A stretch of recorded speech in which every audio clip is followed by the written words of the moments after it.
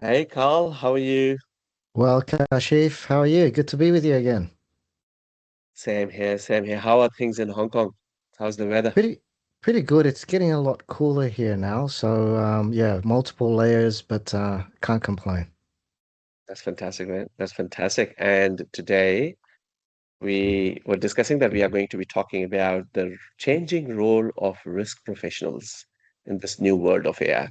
We were both discussing that the role is changing and is changing in a couple of different ways. And we thought, Yeah. why not just, you know, record this one and then share it with our audience as well. How about Carl, you make a start. Say how this role is changing. How is our role changing nowadays? Yeah, so a couple of really quick ones here. As you say, that there's probably a lot of ways that we can talk about this.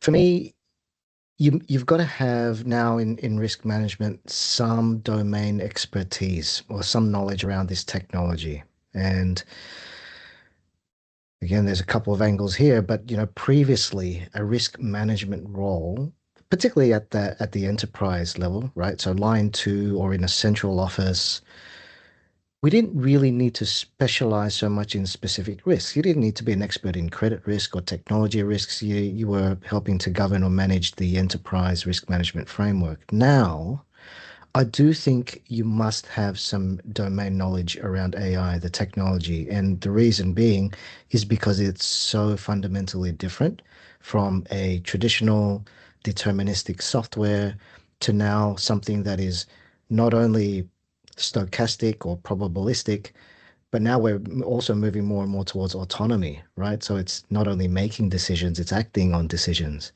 So for me, some fundamental knowledge around this domain is really important, and that's shifting the role of a risk manager. So that's one. And then the second one is how nimble are you? The velocity that this technology is moving means that we now have to shift how we think as risk managers, and our capability to move also, I think, is really critical. So there too for me, Kashif, would love to hear your thoughts on this and how the role of risk management is changing. Thanks, Carl. And agree to both of your points. And it is, I feel like it's some way, it's a, one of the side shifts. It's lots of people argue whether this is a fundamental shift how we as a people work and we used to work. I say, even if it's not a fundamental change, it is requiring us to bring in a little bit of change in the way we used to do. I kind of think of more in the fact that, so example would be risk people, we always love to be involved in the strategy discussions, and we always wanted to be in those because we wanted to see how we can identify risks related to the strategy. That this shift around AI absolutely pushes us into those discussions. We cannot be just involved down in the journey. So that's probably one shift. The second one I think is, which was always there, but this one kind of amplifies it, is risk people were always seen not only bring your risk and guardrails knowledge into the discussions, but also some value level discussions, how your risk it will help us achieve our strategy. It help us achieve our outcomes. This is again becoming more real. AI requires our management requires that when you are coming in for AI discussions, you are not only bringing guardrails discussion, but you are bringing in that value discussion as well. Uh, Third one, AI is just a journey. Course, over time, you bring in a use case, you assess it, you implement it, you change it, you monitor it. AI requires AI risk professionals to be involved in every part of their journey, which is a bit of different. We used to do upfront risk assessments and then we let the project go. Sometime project risk teams might do their own risk assessments. We will probably be at arm's length, but now we need to be involved. We need to be, and this is where I love the way some of the, let's say, EU AI Act and some of the international standardization as well requires organizations to keep an eye on their whole journey map. And then this is where risk professionals need to be involved as well. Yeah. Um, One more, Carl, and then I'll give it back to you. One of the things which I was thinking about, which kind of a we have discussed quite a bit on these channels as well, is that AI governance can be very academic, can be very standardized, documented, things like that. As a risk professionals, one of the things we are bringing in, or we are supposed to bring in, is the practical knowledge on it, how things should be done in a practical and pragmatic way.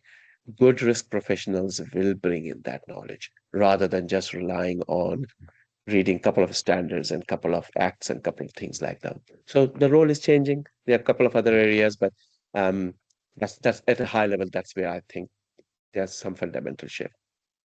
I want to echo and just add on to some of the things you've said. The involvement for the risk management profession or team in strategy and enablement and getting Mm, AI going, I think is really, really critical. And what one of the analogies that I often use is, when you set up a race car and you're putting in the seat belts and the roll cage and the suspension and the brakes, that's not to slow the car down.